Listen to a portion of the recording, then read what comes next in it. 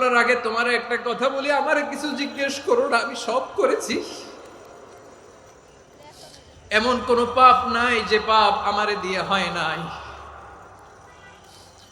তোমার রহমত দিয়ে তুমি জান্নাতে পাঠাবা, তোমার দয়ায় জান্নাতে যেতে চাই, আমল দিয়ে না। পারবেন বলতে? কিয়ামতের দিন আমরা বলবো, আল্লাহ আমার আমল দিয়ে জান্নাত চাই না, আমি তোমার দয়া দিয়ে জান্নাত চাই। তোমার দয়া ছাড়া আমার কোনো উপায় নাই। লিল্লাহি তাকবীর। নারায়ে তাকবীর, নারায়ে তাকবীর। মিজানুর রহমান আজারি সাহেবের আগমন পটুয়াখালীর পক্ষ থেকে। প্রিয় পটুয়াখালীবাসী, আপনারা কেমন আছেন সবাই?